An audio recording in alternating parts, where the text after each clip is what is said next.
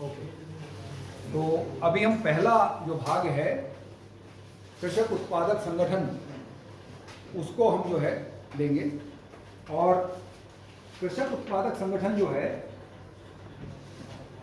एक ऐसा संरचना है जिसको पहले वाली सरकार ने, यूपीए गवर्नमेंट ने 2013 में ये एक्ट पास किया कि भाई ये जो सोसाइटी होती हैं, सोसाइटी से आप सभी परिचित हैं, चाहे गन्ने की सोसाइटी हो चाहे वो खाद वाली सोसाइटी हो, तो उनमें बहुत सारी कमियां हैं, बहुत सारी राजनीति है, बहुत सारे लोगों को पता नहीं होता है और कोई बहुत ज़्यादा फायदा नहीं करती हैं वो चीज़ें। तो क्या उसमें बेहतरी हो सकती है, और उसको इन्होंने एक्ट बना के, जैसे कंपनी होती है limited company, private limited company, ऐसा ही एक कानून बन गया। और उस कानून के तहत कृषक उत्पादक संगठन बनाया जा सकता है। अब कृषक उत्पादक संगठन है क्या? ये एक सोसाइटी जैसा ही है जिसमें कम से कम अगर 10 लोग आप में से इकट्ठे होते हैं, और वो 10 लोग जरूरी नहीं है कि एक गांव के हों, जरूरी नहीं है एक जिले के हों, जरूरी नहीं कि सारे खेती जिनके नाम में हो, जरूरी नहीं कि सारे बहुत ज़्यादा पढ़े लिखे हों। सबसे ज़्यादा जरूरी बात यह है, जो मैंने पहले कहा, कि उनके अंदर ईमानदारी से बिजनेस करने की भावना होनी चाहिए। ठीक है, इसको बाकी प्राइवेट लिमिटेड कंपनियों से अलग इसलिए रखा गया कि प्राइवेट लिमिटेड कंपनियां टैक्स देती हैं। अब ये कृषक उत्पादक संगठन है, इस पर बहुत सारे काम ऐसे हैं जो ये करते हैं जिन पर कोई टैक्स नहीं लगता, जो कि किसान पैसे भी नहीं देते। तो उस सारी चीज को ध्यान में रखते हुए कृषक उत्पादक संगठन बना। और इसमें सबसे बड़े फायदे क्या हैं कि अगर आप कोई भी कृषक उत्पादक संगठन बनाते हैं तो आप जो चीज अपनी खेती में इस्तेमाल करते हैं, जैसे खाद है, बीज है, रासायनिक दवाएं हैं, या कोई भी कंप्यूटर से रिलेटेड चीजें जो आएंगी आगे, जो लेबर, जो भी चीजें, आप उनको एक स्पेशली खाद, बीज और दवाइयों को आप डायरेक्ट कंपनी से खरीद सकते हैं। तो जो मार्जिन आपको इन्हें रिटेल वालों को देना पड़ता है, वो मार्जिन आपके पास आ जाता है, वो आपका प्रॉफिट होता है। ठीक है, और आपको चीज अच्छी मिलती है। इसी तरीके से जब आपको कोई चीज बेचनी है, अभी आप गन्ने की पर्ची लेने के लिए सोसाइटी के दफ्तर के या जो भी मातहत लोग हैं उनके चक्कर लगाते हो, जैसे भी आप, अगर आपका एफपीओ है, कृषक उत्पादक संगठन है, आप डायरेक्ट मिल से बात कर सकते हो, अपनी पर्ची खुद बना सकते हो। ठीक है, और इसके अलावा जो आपको वेयर हाउस, जैसे आलू उत्पादक हैं, आलू उत्पादक आज अपने कोल्ड स्टोर वालों को कई बार जगह नहीं होती है, कई बार वो किराया अपने हिसाब से लेते हैं, आप अपना कोल्ड स्टोर बना सकते हो, आप अपना साइलो बना सकते हो गेहूं रखने के लिए। और उसमें जो अगर 1 करोड़ का कोई चीज काम होना है तो कृषक उत्पादक संगठन को सिर्फ 10 लाख रुपए लगाने, बाकी 90 सरकार लगा रही है।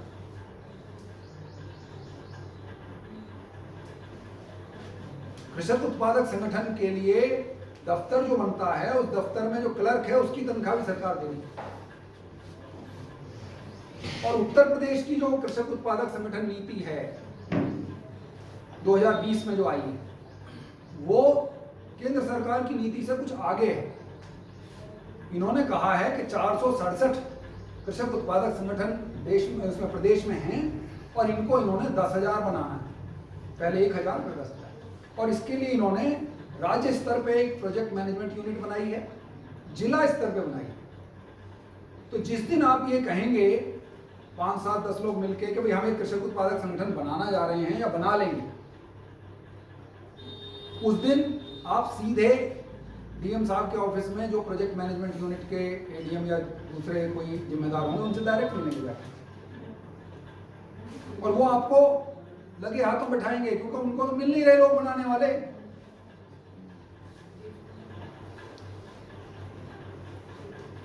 क्योंकि ये भविष्य है, भविष्य में इसके द्वारा ही आप लोगों के लिए जॉब क्रिएट करोगे। आज आप अपने लिए नौकरी, अपने बच्चों के लिए नौकरी ढूंढ रहे हो, तब आप एक छोटे किसान या श्रमिक से तुरंत मालिक बन जाओगे। तो मैं यही कहूंगा कि कृषक उत्पादक संगठन यानी कि एफपीओ भविष्य के लिए, आज के लिए बहुत जरूरी है, और इसके द्वारा आप अपनी आमदनी दोगुनी, 3 गुनी नहीं 10 गुनी भी कर सकते हो।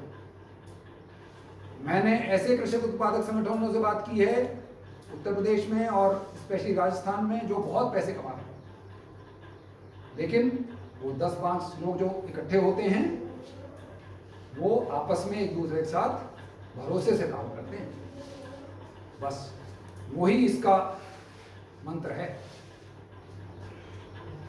मेरी तरफ से कृषक उत्पादक संगठन के बारे में ये चर्चा समाप्त है।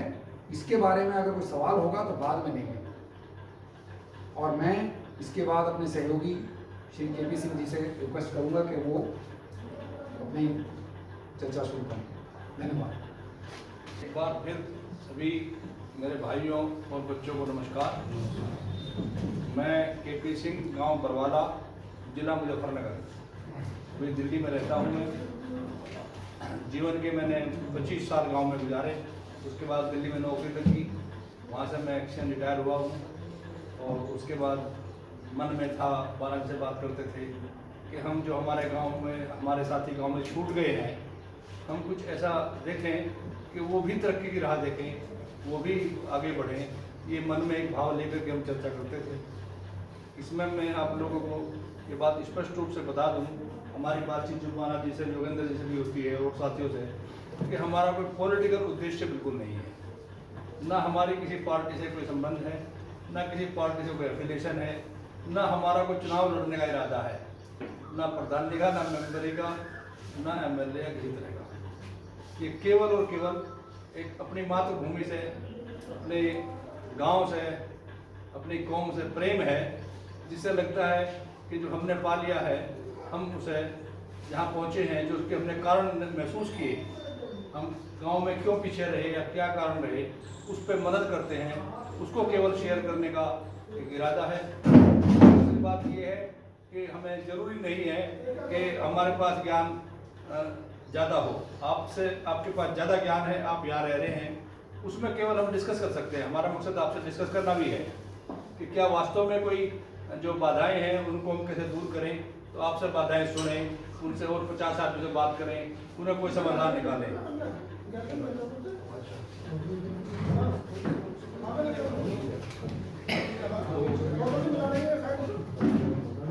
ये हमारा इसके लिए उद्देश्य है। तो मैं आपको बताऊं, हमारा परिवार आप सबका परिवार है।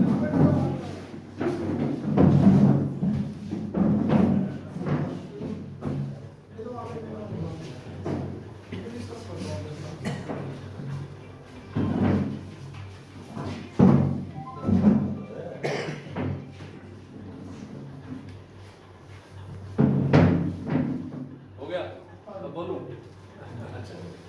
देखो बच्चों, मित्रों, हमारा परिवार सैकड़ों सालों से नहीं, हजारों सालों से खेती करता आ रहा है। हमारी जो शुरुआत हुई है उस पर बड़ा मतभेद है कि हम कश्मीर से आए या राजस्थान से आए, वाया पंजाब, हरियाणा, और यहाँ पे हम फैल के आए हैं खेती करते हुए। और उसका मुख्य स्रोत, मुख्य कारण यही रहा कि वहाँ पे जहाँ पे पहले गंगा यमुना का दबाव था, यहाँ नदियाँ बहती थी, खेती लायक तो बहुत बाद में ज़मीन आई, तो उधर ज़मीन थी, उधर खेती करते थे। जब पॉपुलेशन बढ़ गई, खेती लायक ज़मीन कम बची, तो वहाँ से निकल लिए, हरियाणा पंजाब में आ गए, पंजाब से हरियाणा में आ गए, हरियाणा से आपके यहाँ गांव में आए, आपके गांव से कई गांव निकले। हम खेती से बाहर नहीं निकल पाए, खेती में ही लगे रहे। हमारे में से जो खेती में से बाहर निकले होंगे, बहुत पहले तो एक ही जाति थी, तो वो थोड़े व्यापारी वर्ग के रहे, तो बढ़िया की तरफ आए, और उन बढ़ियों ने फिर हमको बड़ा बढ़िया तरह से लूटा है हर तरह से। मेरे गांव का बढ़िया मेरे पास था, मैं उससे बचपन में बात करता था, तो उसने कहा कि चौधरी साहब आपके साथ बड़ा अन्याय हुआ है। जब कर्जा समाप्त होने को होता था तो एक जीरो लगा देते थे, वो कभी खत्म होता ही नहीं था। दूसरा जो थोड़ा पढ़ा लिखा वर्ग था, उसने हमको बड़ा शानदार हमारे साथ काम किया। हमको बचपन में आपने पढ़ा होगा जो मेरे साथ के हैं, आजकल तो पता नहीं पढ़ाते नहीं पढ़ाते, भरत खान के दोहे थे वो, उत्तम खेती मध्यम बात, निषिद्ध चाकरी भीख निकाल। मेरे को सुन के उस टाइम पढ़ करके जो बचपन में था बहुत मजा आया, बड़ा फख्र हुआ कि मेरा बाप जो काम करता है वो सर्वोत्तम है। जब मैं नौकरी में आया तब मेरे को समझ आया कि सर्वोत्तम नहीं है, काम में खराब नहीं कह रहा हूँ, पर सर्वोत्तम तो नहीं है खेती करना। अगर सर्वोत्तम खेती करना रहा होता तो आज हजारों साल बाद भी हम गांव में इस कंडीशन में क्यों है कि हमें हड़ताल करनी पड़ रही है। बढ़िया तो हड़ताल नहीं कर रहे, हमें क्यों डिमांड करनी पड़ रही है, हमें तो फ्री में दो, हमें क्यों डिमांड करनी पड़ रही है, हमें तो बना दो फ्री में, क्यों? इसका मतलब ये बढ़िया तो नहीं है। तो हजारों साल में टेस्ट हो गया कि ये सर्वोत्तम नहीं है। तो वो जो भ्रम था वो हमको लगाए रखने के लिए, मेरी बहन एक पूर्ण गांव में ब्याही थी, उसने मुझे एक दफ़ा बताया कि रास्ते में बढ़िया बात करते जा रहे, कह रहे भाई अगर ये जाट ना होते तो खेती हमें आदमी को करनी पड़ जाती। देखिए भाव, अगर जाट ना होते तो खेती आदमी को करनी पड़ जाती। खेती में आप करते हैं, अब तो नए बच्चे हैं इनको नहीं अनुभव होगा, पर जो हमारे हैं या हमारे माँ बाप हैं वो रेट के पीछे पीछे उनके पैर घिस जाते थे, जहाँ चलाते थे। और अपने ये तो आज भी आप दवाई छिड़कते हो, कितने बच्चे हर साल मरते हैं दवा छिड़क करके, उसके दुष्प्रभाव से, या पैरों हाथ पैर में चोट लग जाती है। रात को चलाने जाते हैं बिजली, अब तो चलो ठीक आने लगी, ट्यूबवेल चलाते थे, रेड चलाते थे, हर समय खतरे से तो खेल रहे हैं हम। और जब हम खाद निकालते हैं तो उस मल्ले को सिर पर धर रहे हैं हम, टोकरी भर भर डालेंगे ट्रॉली में, भुग्गी में। तो ऐसा कैसे कहेंगे बहुत तब काम रहा है।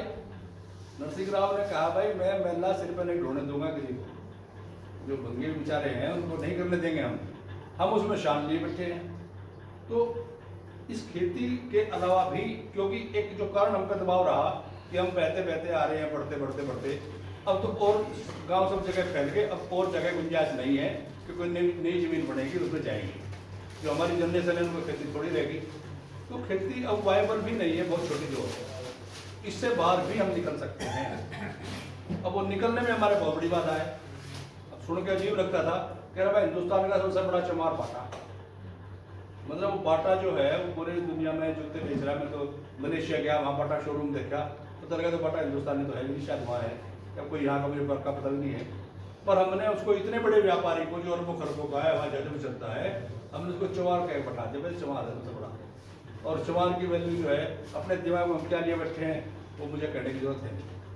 तो हम जो है उससे हमें झूठी शान, ये हम जो झूठी शान में घूम रहे हैं, चौधरी हैं हम तो, और वो अगला भी हमें बुद्धू बना रहा है, चौधरी साहब राम राम, मतलब निकलते हुए कह रहा बोला साढ़े को लगा देना फट्टे। तो मेरे भाई आप सब लोग जो है यहाँ भी चर्चा कर रहे थे भी, आपके आसपास गांव में आप जरूर जानते हो किसी न किसी को, कोई जिम्मर कुमार धोबी तेली दूध का काम करने लगा, दूध आपसे ले रहा है, साइकिल पर ले जाकर बेच रहा है, वो थोड़े दिनों में उसने मोटरसाइकिल ले ली, फिर उसने एक मकान बना लिया, फिर वो जीप से दूध ढो रहा है। उसकी तरक्की आप देख तो रहे हैं, उसकी तरफ चल नहीं रहे। एक लड़का गांव का निकल करके उसने जाकर यहाँ से, पहले तो नाई करते थे, दूसरी कास्ट के लड़के भी हैं, जाकर किसी नाई की दुकान में 2-4 दिन या महीना 2 महीना दाढ़ी बढ़ाई, फिर कहीं से दुकान में अपने आप को किराए पर ले ली, और वो पैसे वाला हो गया। ऐसे दर्जी है, लोहार, हमारे गांव का लड़का बेचारा जो बिहार में था दिल्ली में आकर के किसी लोहार की दुकान पर वेल्डिंग पर लग गया, वो वेल्डिंग सीख ली। मुश्किल से 3 साल में उसने वो नौकरी छोड़ के अपनी दुकान खोल ली, और अगले 6 साल में उन्होंने मकान बना लिया और दुकान अपनी मोल ले ली। ये तरक्की है हर पेशे में। तो हम खेती से ही बंद कर क्यों रहे भाई? मुझे बताओ ना, हमारे बच्चे खेती से ही क्यों बंद कर रहे हैं?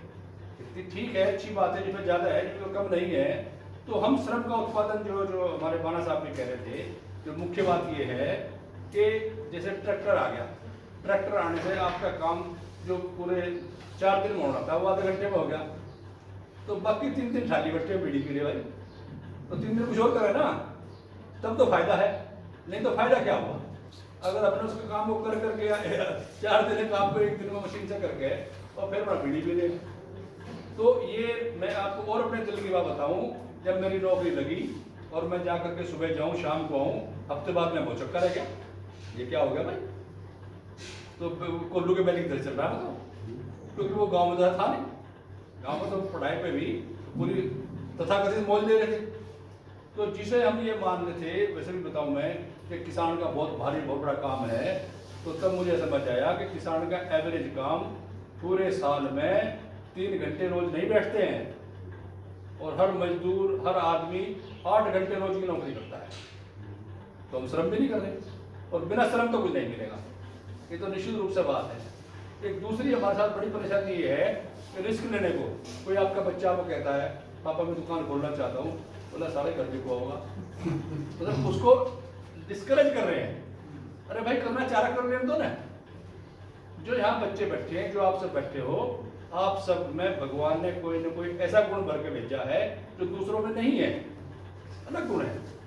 उसी तरह से हनुमान जी जो थे, जब उनको लंका जाने के लिए कहा गया, उन्होंने कहा मेरे बस का नहीं है, तो उसे बताया कि नहीं तू उड़ सकता है, तुझे पता नहीं है। दुकान तो करो, साल 6 महीने वो बर्बाद करके भी तो घर बैठ कर रखा। अरे भाई इसका भी मैं बताऊंगा, बर्बाद नहीं करेगा, आपको ऐसा लग रहा है। अब बात यह है कि इसमें की दिक्कत कहाँ शुरू होती है। पहले तो लड़का कहता है कि मेरे को शोरूम खोल के दो, भाई शोरूम का तो ABCD पता नहीं, अरे किस शोरूम में जाकर नौकरी करना 1 साल, पता तो कर क्या होगा। जिसकी कार उसी ने ताजा और गया तो डंडा बाजे, तो पहले कार कर लो ना, नौकरी करने का ज्ञान होना चाहिए। तो ज्ञान तो तभी तो होगा। मैं यही तो कह रहा हूँ मेरे भाइयों कि घर से निकल करके जो तुम्हारे अंदर भाव है उसको जा करके किसी के पास मजदूरी कर लो, फ्री में बैठ जाओ, ठीक है ना, 1 साल बैठो, जो समझो तब करो। तुम जाते के साथ शोरूम खोल लोगे तुम तो लड़की के घर बेच कर जाओगे। जिस काम का पता ही नहीं है, ये भाई ने कहा जिसका काम उसी को सच है और कोई जूता बात है, बिल्कुल सही है, पर काम तो सीखना पड़ेगा ना, बिल्कुल सीखे कैसे होगा। आसान से मैंने सीखना, जो हम पूरा दिन तक सीखते खेती करते आ रहे तो इसी में लगे रहो, वो पढ़ते पढ़ते अब 10वीं के पाया नहीं, फिर 5 पाओगी, फिर 2 पाओगी, कोई दारू पी करके उसको दाएं बाएं कर रहा है। तो वो भाई हमें वहाँ से हमें निकलना होगा, निकलना चाहिए। और जो खेती में लगी रहे उन्हें बहुत शौक है, तो उनको ईमानदारी से जो बाला जी ने बताया है वही तरीका अपनाना होगा। दोबारा से कोऑपरेटिव फार्मिंग मिल करके, और ताकि आप खाद अलग अलग खरीदते फिर रहे हैं, गांव में एक कमरे में गोदाम होगा, आप सबका इकट्ठा खाद आएगा, आप सबको पता होगा, तो पता लगा खाद जो है 20 रुपये बोरी कमा रही है, आपको 20 रुपये फायदा होगा, वो उसके अलग है। तो ये मेरे भाई मेरा इसमें सीधा सीधा मकसद यही है कि आप कृपया, दूसरा ये है कि कैसे करें जो गांव के बच्चे हैं, तो मेरा इसमें सुझाव ये रहता है कि जो तुम्हारा कोई भी जानकार रिश्तेदार शहर में रहता हो, कृपया बच्चे, मैं बच्चों के लिए कह रहा हूँ, आप उनके पास जरूर जाएं, फ़ोन करें, मैं आपके पास मामा जी, बुप्पा जी, अंकल जी आना चाहता हूँ, 2-3 दिन वहाँ रहें के लिए जाएं शुरू में, और जा करके मेहमान बन के ना जाएं, उनका बच्चा बने, उनको वहाँ जाकर बैठ के पानी भी ला के देंगे, तो पानी तो अपना कुछ के ले लो भाई, मैं भी तो ले ही रहे हैं, रसोई तुम्हें पता है, अपने कपड़े उठा के धर दो, अपने कपड़े बना धो लो, मेहमान बनकर, मेहमान बोझ हो जाता है एक ही दिन में, आप उस घर के मेंबर की तरह रहोगे, बोझ नहीं बनोगे। ये एक बात हुई। उसके बाद वहाँ करना क्या है, अच्छा घर वाले आकर पूछेंगे रोटी कैसे दी थी भाई, उसको जवाब नहीं दो, क्योंकि तुम्हारा मकसद वहाँ से मेहमानदारी में रोटी खाने जाना नहीं है, मकसद है अपने को कोई रोजगार ढूंढना। रोजगार का ये है कि शहर में जाओगे तो सुबह निकल के आसपास देखो लोग क्या क्या कर रहे हैं, क्या क्या होता है, क्या मैं कर सकता हूँ। शहरों में रोजगार बहुत ज़्यादा है, असंख्य, तो उनमें से आप क्या कर सकते हैं, ये आपने खुद अपने आप को ढूंढना पड़ेगा, जो आपकी शर्म ना माने। शर्म जो है वो एक बेफिजूल की बात है। मुझे बाला जी ने बताया था, उनके गांव के कोई लड़के ने कैंटीन खोल ली यहाँ पे नोएडा में, अब उसे पता होना चाहिए कि दुकान खोलने पड़ता। अरे भाई तेरे से तो बढ़िया है वो, भाई वो आदमी पैसे कमा रहा है वहाँ पर 20,000 रुपये महीना, तो ये कोई बात हुई चाय की दुकान पता, उसके रेस्टोरेंट को चाय की दुकान पता, एक बढ़िया कैंटीन को। तो हमारा ये भाव, हम किसी काम को बुराई से शुरुआत करते हैं। कोई आपको लड़का मिले, अरे उसको जानते हो, अरे हाँ जानता है, उसका वैसे नफरतबाजी करते घूमता है, वो अभी तो अवसर बढ़ गया, पहले तो वैसे घूमता था। हम बुराई से शुरुआत करते हैं। सम्मान करें अपने भाइयों का, अपने बच्चों का, अपने सबका। और जो बच्चा कुछ करना चाहता है तो भाई साहब उसको एनकरेज करें, रुकावट ना डालें, किसी के पास भेज दें या उससे सीख या उससे पूछ या निश्चित रूप से नुकसान नहीं करना है, पर उसको एनकरेज तो करें, रास्ता तो बताएं कि भाई तू शोरूम खोलना चाहता है, दुकान खोलना चाहता है, भाई कार के मिस्त्री, मोटरसाइकिल के मिस्त्री, ये पैसे नहीं कमा रहे कहीं, सब कमा रहे, सबको पता है। मैं ये कह रहा हूँ मेरे पास ऐसी कोई बात नहीं है जो आपको पता नहीं है, निश्चित रूप से बिल्कुल नहीं है। मैं केवल आपको याद दिला रहा हूँ। मेरा मकसद ये है कि आप उसको अपनी आप याद करें, उसको महसूस करें कि जो ये संभव है और कर सकते हैं। अब देखो धीरे धीरे शहरों में जाति व्यवस्था भी खत्म होती जा रही है। 50% ब्याज जो है वो इंटरकास्ट है, तो वो अगली पीढ़ी में जाति व्यवस्था खत्म हो जाएगी। तो ये मान के चलना भाई हमारा काम है नहीं, इसको बिल्कुल छोड़ दो भाई साहब, जो भी अच्छा लगे तो करो। मेहनत करने से ही बात बनेगी। 8 घंटे काम करना है, ये मन में भाव रखें। 16 घंटे आराम करने के लिए, सोने के लिए, नहाने धोने के लिए बहुत है। 8 घंटे 24 घंटे की आई है, सरकार भी 8 घंटे की ड्यूटी लेती है, फैक्ट्री वाले भी 8 घंटे की ड्यूटी लेते हैं। तो आप स्वयं के मजदूर हैं, आप अपने जो काम कर रहे हैं, जो खेती कर रहे हैं, स्वयं के मजदूर हैं, आप ही मालिका भी मजदूर हैं। तो 8 घंटे के लिए अतुर में 8 घंटे काम करना है। जो मेरा टाइम खेती में बच गया, मैं तो क्या करूँ उसके लिए? चाहे किसी फैक्ट्री में नौकरी कर रहा है, कुछ ना कुछ करें उसको। 8 घंटे काम करें, उससे हमको एक ज़्यादा आमदनी होगी, हम अपने बच्चों को ज़्यादा बेहतर पढ़ा पाएंगे, हम बढ़िया मकान बना पाएंगे, हम मतलब हर तरह से तरक्की होगी। और यही हमारा मकसद है। मेरे इस बातचीत में किसी को कोई भी जो मन में प्रश्न आए, भाव आए, उसकी हम अलग से चर्चा करेंगे भी थोड़ी देर में। भाई योगेंद्र जी अपनी बात रखेंगे, उसके बाद हम आपकी बात सुनेंगे। और हमारी अपनी लिमिट 2-2, 4-4, 5 मिनट की है। आपकी बात सुनने के लिए हमारे पास पूरा टाइम है। जो भी आप हमें कहेंगे हम उसको पूरा सुनेंगे मन से और उस पर प्रयास करेंगे सोल्यूशन करने का। धन्यवाद।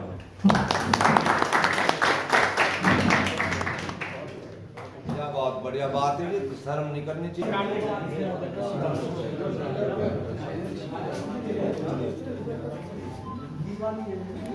जागरण तो आपने गांव में बहुत देखे होंगे, करवाए होंगे, करवाए ना। वहाँ ये किसी को पहले से ही वो सिखा पढ़ा के लाते हैं कि कपड़ा डाल लेना और बस ऐसे करते रहना, किसी को सुनना ही मत। तो जो तिलक लगा के वगैरह कुछ आते हैं ना, फिर उसकी वो पिटाई करते हैं। बोले जैसे भूत आ गया, इसका भूत उतारो तो सही बात बताएगा। आप ही पूछ रहे थे ना क्या भूत कैसे उतरता है?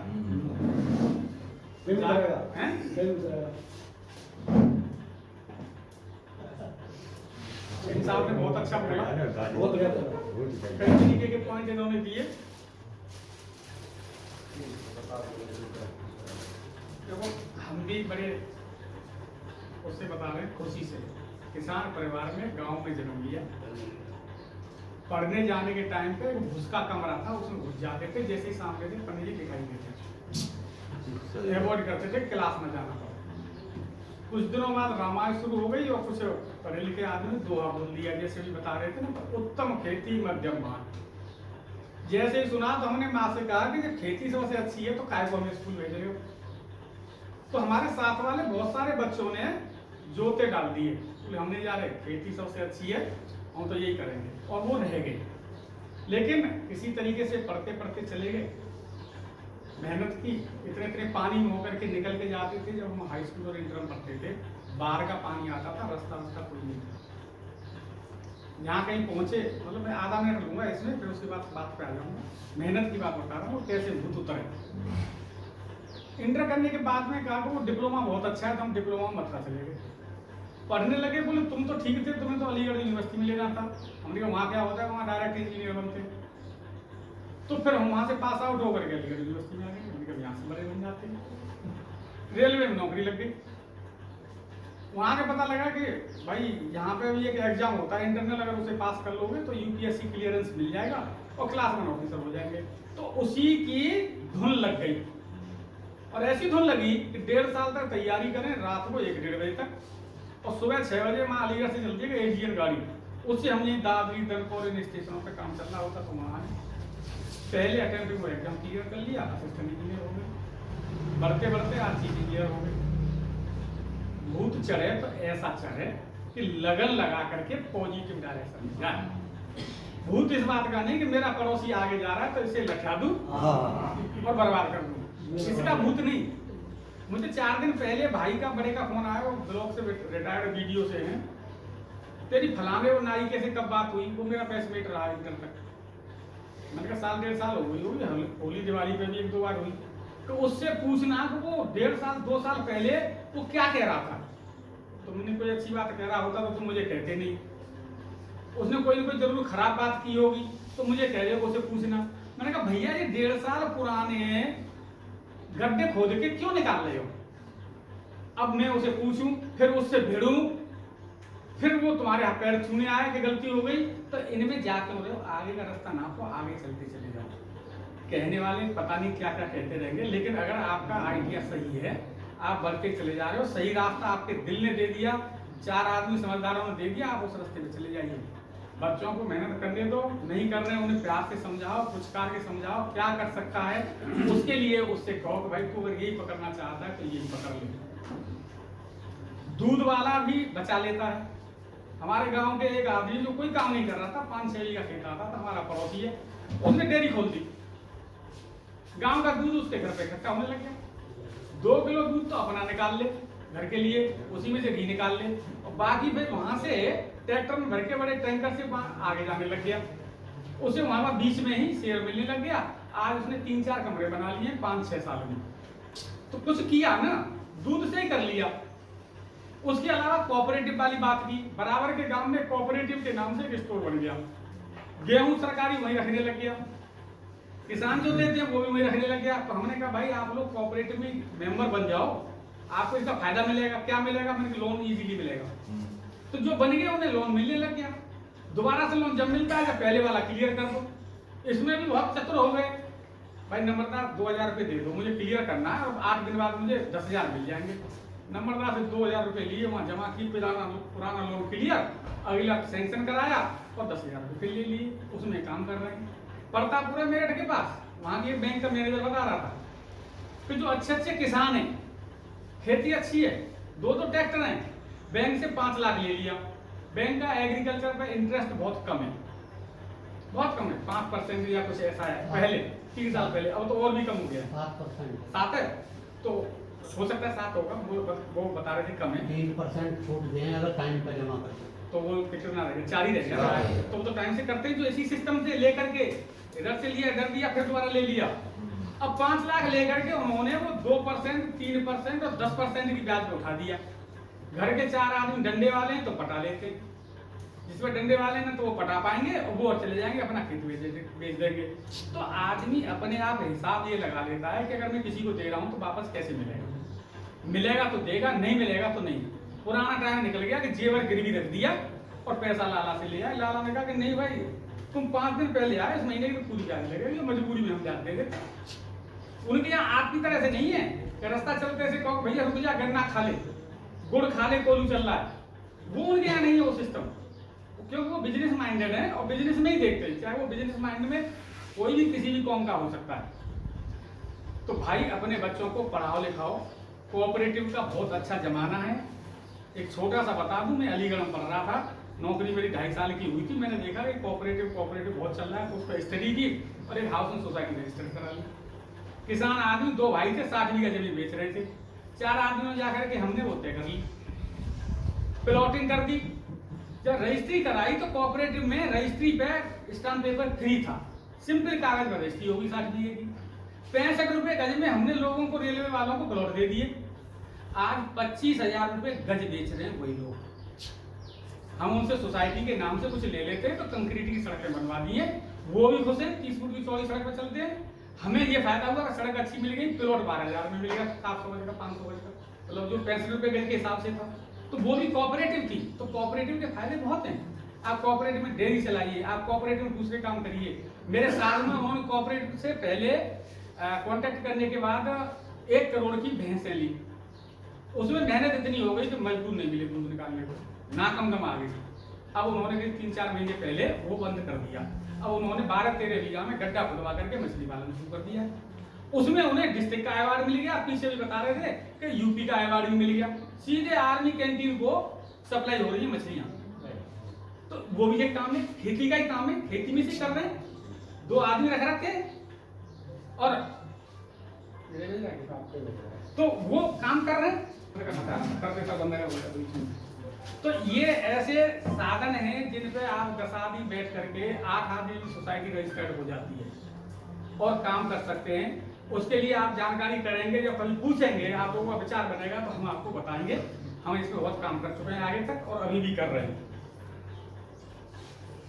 पहले हिंदुस्तान को सोने की चिड़िया कहा जाता और थी भी सोने की, इतना सोना था मंदिरों में और दूसरी जगह घरों में। कौन कौन लूट के ले गए? बाबर, उसके बाद जो भी आए उनके मनसर, सब लूट के ले गए, घोड़ों पे भर के ले गए। हमारी बहन बेटियों के साथ में उन्होंने जो किया वो सबको पता है, हिस्ट्री में लिखा हुआ है, लेकिन हमें पढ़ाया नहीं जाता। वो पढ़ाया कौन जाता है? फलाना महान, ढिकाना महान। शिव जी की आपने कथा कहीं सुनी है? शिवाजी की, उसके बेटे की सुनी है? किस तरीके से कत्ल किया, क्या किया, कौन थे वो लोग? ऐसे फिरका परस्ती से हमें बचना है कि हम उनके चंगुल में ना आ जाएं और पक्का हम दोबारा से सोने की चिड़िया की तरफ बढ़ रहे हैं। इस तरीके से अभी देश में हवा चल रही है, अगर सभी का वो पड़ेगा तो। कोऑपरेटिव डेयरी वाला हमने बता दिया। कोऑपरेटिव में अगर आप काम करेंगे, हम आपको बहुत कुछ इसमें सहयोग देंगे और बताएंगे। मेंबरशिप के कुछ ज़्यादा पैसे नहीं है, 500 रुपये जमा कर दो, सरकार से पैसा मिल जाता है। आप कालीन का कर सकते हो, लेकिन यहाँ पे कालीन का है नहीं। गन्ने की खोई का प्रोडक्ट है, उसमें कर सकते हो, उस पर भी कुछ है, वो भी निकाल सकते हो। बहुत निकलती है, जलाते हो जिसको, अभी तो यहाँ तो भट्टों के लिए चली जाती है शायद, जो बचती है उस पर काम कर सकते हो। राजस्थान में है, एक लेडीज आगे बढ़ी, उसने पर्दा कम करना शुरू कर दिया। टीवी पे बहुत आता रहता है, आप लोगों ने देखा होगा। उसने कहा कि मैं कोऑपरेटिव का काम करूँगी। घर वालों ने पहले तो परमिट नहीं दिया। धीरे धीरे उसने अपने पड़ोस की लेडी बुला ली, बोरी भर के दाल मंगाए, फटके और पैकेट में बंद कर दे और वही दाल जाकर के बेच दी दुकान पे, वापस दे दी। पर पैकेट उसे 1-2 रुपया मिल गया। एक लेडीज ने दिन भर में 50 पैकेट बना दिए, 50 रुपये उसे मिल गए। गांव की महिला, राजस्थान की, जिसे पानी लेने के लिए 5-6 किलोमीटर तक जाना पड़ जाता है कई बार, अगर टैंकर ना आए तो उसे 50 रुपये मिल जाते हैं, तो वो बड़ी खुश होती है कि मुझे मिल गए। और 2 दिन की में 100 रुपये की उसकी धोती आ जाती है, बच्चों के कपड़े आ जाते हैं। तो वो उनका कोऑपरेटिव का आज की डेट में इतना चल रहा है कि कई कंट्रियों में उस लेडी को और उसके ग्रुप के लोगों को विदेशों में सरकार घुमा रही है और बता रही है कि इन्होंने ऐसे किया। ऐसे ही राजस्थान में एक फार्मिंग का है, बारिश कम होती है तो उन्होंने गड्ढे खोद खोद करके पानी रोका और वो आगे बढ़ता चला गया। अब उस एरिया में पेड़